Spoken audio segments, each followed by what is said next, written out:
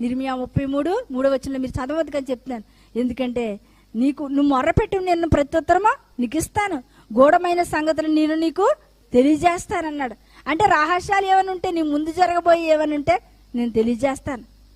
నీ ముందు జరగబోయే కార్యాలు ఎప్పుడు ఏం జరుగుతాయో నీకు తెలియజేయాలంటే ఎవరికి మొరపెట్టాలి? నువ్వు నీ దేవుడికి మొరపెట్టాలి. అప్పుడు నీకు రహస్యాలు ఏంటి ఆయన బయలుపరుస్తాడు. ఏది ఎప్పుడు సంభవిస్తుంది ఆయన నీకు తెలియజేస్తాడు. ఏది ఎప్పుడు జరుగుతుందో అది నీకు తెలియజేస్తాడు. ఎవరికి మొరపెడితే తెలియజేస్తుంది? రహస్య కార్యాలు ఎవరివి?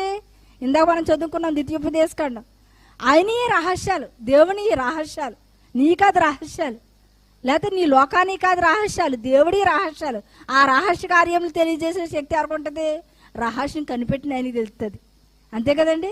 నీ జీవిత రహస్యం ఎవరికి తెలుస్తుంది? నీ దేవుడు తెలుస్తుంది. ఆయనకే నువ్వు కనపరచాలి నీ జీవిత రహస్యాన్ని. ఆయన నీ గొప్పతనం ఏంటండి? అసలు నిన్ను ఎందుకు పుట్టించాడు, అసలు నిన్ను ఎందుకు నిర్మించాడు? అందుకనే కీర్తనాకారుడు చక్కగా మాట్లాడినాడు. ఎందుకంటే దేవుని కన్నా కొంచెం తక్కువ వానిగా నిన్ను చేశాడు, మహిమైశ్వర్యుని కిరీటంగా ఉంచి అన్నాడు. ఎందుకంటే అన్ని నీ పాదాల దగ్గర పెట్టాడు. ఎందుకంటే నువ్వు సుఖంగా ఉండాలి. ఎవరి మాట ఆలకిస్తే నువ్వు సుఖంగా ఉంటావన్నాడు? నా కట్టడలను నా విధులను నువ్వు అనుసరించినప్పుడు, ధర్మశాస్త్రం అంతా గైకుంటేనే నువ్వు సుఖంగా ఉంటావు.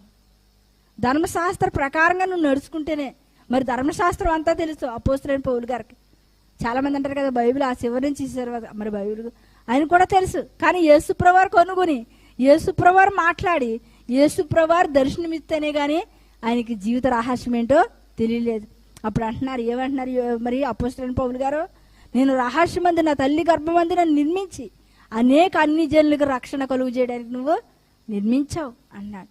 అంటే ఆ రహస్యం ఎప్పటి వరకు తెలియలేదు? ఆయన బలి పరిస్తేనే కానీ రహస్యం తెలియదు.